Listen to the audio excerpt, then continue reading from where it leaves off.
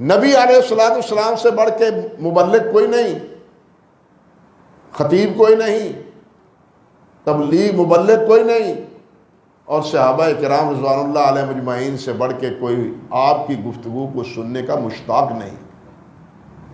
لیکن صحابہ کرام نے نبی علیہ السلام سے یہ تقاضا نہیں کیا حضور آج ہمیں واعظ فرمائیں، آج تبلیغ کریں، بلکہ انہوں نے کیا فرمایا؟ کس میں؟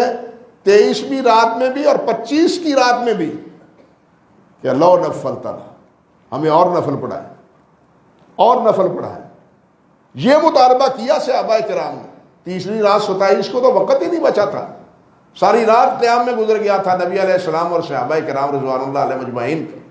اور ابو ذر فرماتے ہیں کہ 27 کی رات کو نبی علیہ السلام نے ازواج مطہرات کو بھی بلایا کہ تم بھی قیام کرو، گھروں میں نہ بیٹھو، مسجد میں آؤ، تم بھی قیام کرو۔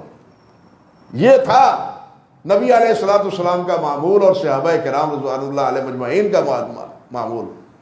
لیکن ہم نے بعض وہ ہیں جنہوں نے اس کی اہمیت کو ہی بالکل ختم کر دیا، ضرورت ہی نہیں جی، یہ تراویح کی کیا ضرورت ہے، یہ کون سا فرض ہے جی، یہ تو نفلی عبادت ہے۔ اور نفلی عبادت تو ہے، لیکن اللہ کے رسول نے فرمایا لا یحرم خیر الا محروم، اس کے خیر سے وہی محروم ہوتا ہے جو محروم القسمت ہے۔ اب یہ محروم القسمت، اس سے بڑا وبال اور کیا ہے؟ اس سے بڑی حرمان نصیبی اور کیا ہے؟ جس کو اللہ کے رسول صلی اللہ علیہ وسلم محروم کہہ دیں، ہم اس کی اہمیت ہی نہیں سمجھتے۔ انا للہ و انا الیہ راجعون۔ ساری رات کے جناب ایک شغل کی کیفیت، اس سے گریز کرنا چاہیے۔ زیادہ سے زیادہ لوگوں کو ترغیب دینے کے لیے، تلقین کرنے کے لیے، لوگوں کو آمادہ کرنے کے لیے کچھ وقت اگر درس دے دیا جائے تو کچھ گنجائش نکل سکتی ہے، تاکہ بعد میں وہ اللہ کے کلام کی تلاوت کریں، ذکر و اذکار میں انہماک کریں۔ اگر وہ تقریر کے بعد لیٹ جائیں اور سو جائیں اور آرام کریں تو پھر کوئی فائدہ نہیں ایسی تقریر کا، ایسے درس کا کوئی فائدہ نہیں۔ اس دروس کا فائدہ تو یہ ہے کہ ہم اپنی اصلاح کریں، لیکن اگر اصلاح کی بجائے پھر فساد ہی رونما ہوتا ہے تو اس درس کا کیا فائدہ ہے؟ یہ درس سننا سنانا صرف لذت سماعت کے لیے تو نہیں ہے، یہ تو اپنی اصلاح کے لیے، اپنی بھلائی کے لیے، تعلیم کے لیے کہ ہم نے کیا کرنا ہے کیا نہیں کرنا۔ لیکن ہم درس سن لیتے ہیں، بلکہ بعض مساجد میں تو درس بھی نہیں، ساری رات نعت خوانی پر ہی گزر جاتی ہے۔ معلوم ہے آپ کو یہ راتوں کی بربادی کا ذریعہ ہے، راتوں کی ناقدری کا ذریعہ ہے، راتوں کی حقیقت اور عظمت کو نہ جاننے کا ذریعہ ہے۔ جاگنا مقصد نہیں ہے، بات سمجھ لیں کہ جاگنا ہے جی، جاگنا ہے جی، یہ کوئی مقصد نہیں جاگنا، مقصد عبادت ہے۔ مقصد جاگنا نہیں ہے کہ جناب جاگتے رہیں، آج جاگنا ہے جی، نوجوان کئی کہتے ہیں جی آج جاگنا ہے، اور جاگنا مقصد نہیں ہے، مقصد عبادت ہے۔ یہ جاگنا عبادت کے لیے، اگر عبادت نہیں ہے، ذکر و اذکار نہیں ہے تو ایسا جاگنے کا کوئی فائدہ نہیں، وقت ضائع کرنے کے مترادف۔ اس لیے اس وقت کو ضائع کرنے کی بجائے اس کی قدر کرنی چاہیے۔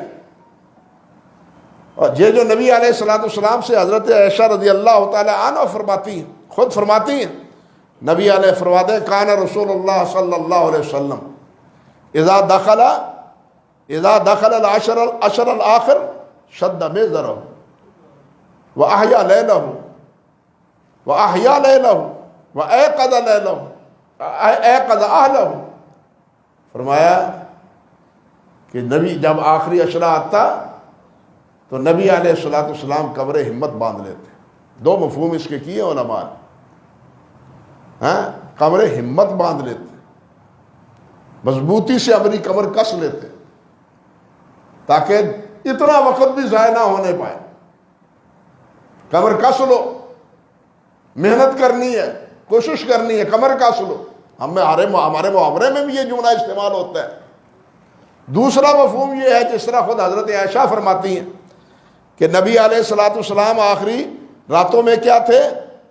اپنے فراش کو بستر کو لپیٹ دیتے اور اپنی اہلیہ سے اپنے ازواج مطہرات سے جدائی اختیار کر لیتے، اللہ سے تعلق قائم کرتے، بستر لپیٹ دیتے۔ آپ تو معتکف ہوتے تھے، گھر کا بستر لپیٹا ہوا ہوتا تھا۔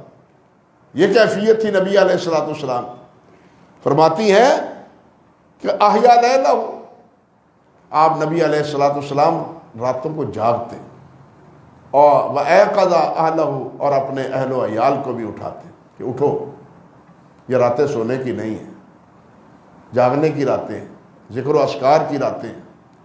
حضرت ابو ذر رضی اللہ تعالیٰ عنہ نبی علیہ الصلوۃ والسلام کے 3 دن کے قیام کی جو کیفیت بیان فرماتے ہیں، 23 کو، 25 کو اور 27 کو، پہلی رات نصف رات تک، 25 کو ثلث رات تک، اور 27 کو پوری رات، حتیٰ کہ فرماتے ہیں کہ ہم نے قیام اللیل سے فارغ ہو کے دوڑ کے جا کے سحری کھائی، اتنا وقت تھا ہمارے پاس، ساری رات قیام